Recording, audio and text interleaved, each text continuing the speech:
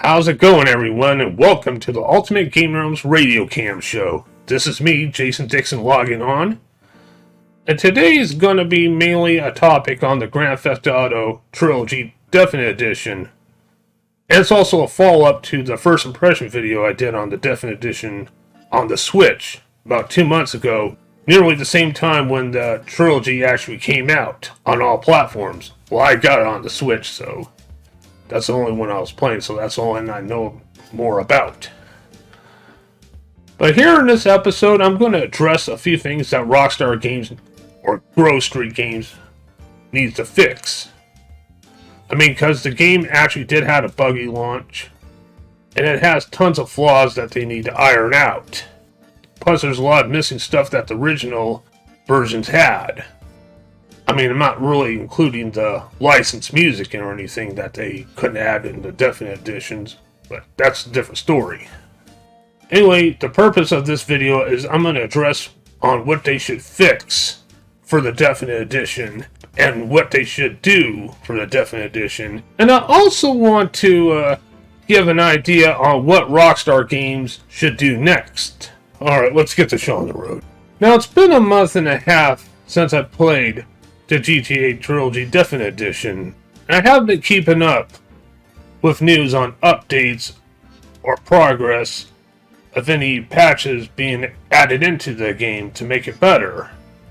I'm assuming that that might have happened already, but I doubt 100%. I mean, any progress is good if not complete. Chances are I'm going to be explaining the patches that are already in. Alright, fuck, let's just move on. Things that need to be fixed. Now, there are many customers that feel like they've been fucked out of the price range of $60 for a bundle of remastered games that fails to live up to the name Definitive Edition. And for me, witnessing it myself, I would have to agree, because I too witnessed a lot of issues. And yes, I would definitely agree that $60 is too much for an updated bundle that feels like it's been unfinished.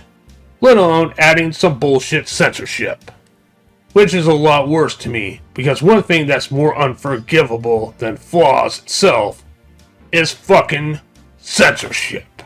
Now, it's possible that Grove Street Games, who are behind developing the GTA Trilogy Definitive Edition, and behind developing the anniversary edition of the three games for the mobile ports 10 years ago.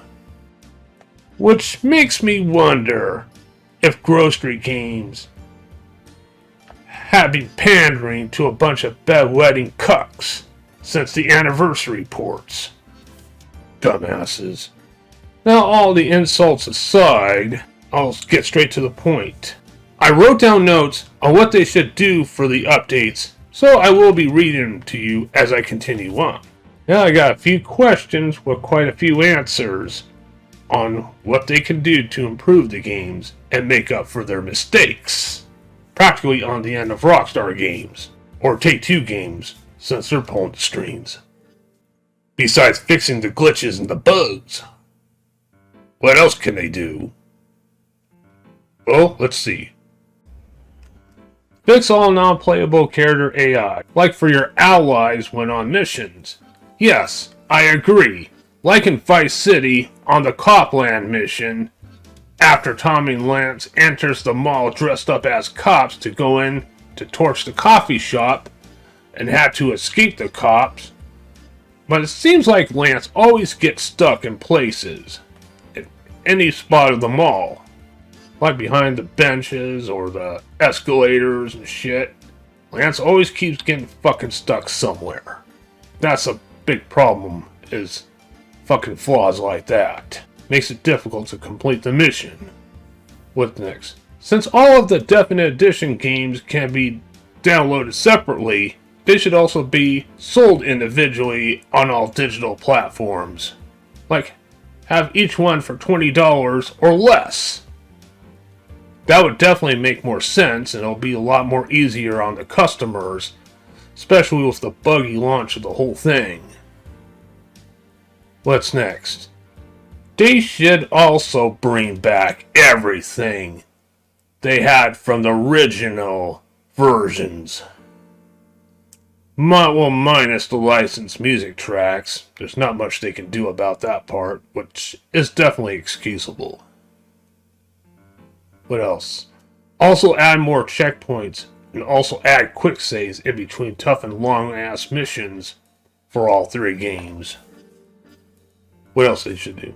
Bring back cinematic camera views that the originals had. I agree, because I noticed the absence of the cinematic views that were in the trilogy. Those are pretty cool to watch too. Well, they only work when you're in the vehicle.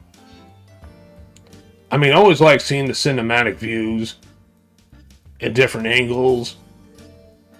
Even though it's kind of hard to operate the vehicle and see what you're doing in some areas, I still think it's pretty fun to watch. That would be cool if they do bring those back, because I miss seeing them. Okay, what's next? Okay, this one is definitely something that needs fixing. And it was never any excuse to bring it up in the first place. Yes, I'm bringing up this fucking censorship thing again. This ridiculous fucking pansy-ass censorship. It's one thing they need to do is get rid of any form of censorship. Because there was never any excuse to bring any censorship into these games to begin with.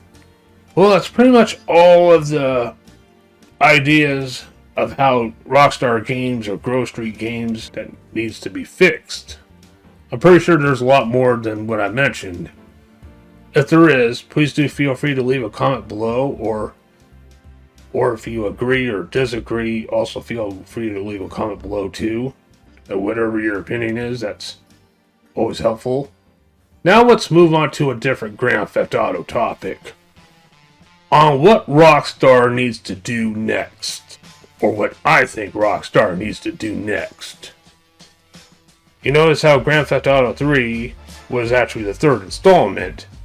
Vice City and San Andreas were 2 prequels. But there's 2 other prequels that were overlooked.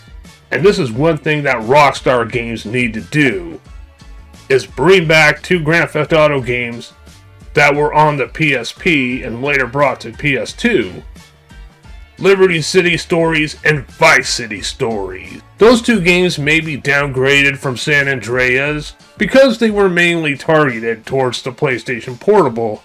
Since the PlayStation Portable hardware and controls were more limited compared to PlayStation 2 console.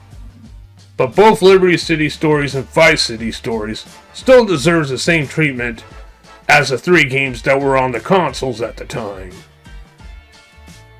And if they have plans on doing a Definitive Edition of Grand Theft Auto 4, they need to work on both Liberty City Stories and Vice City Stories first.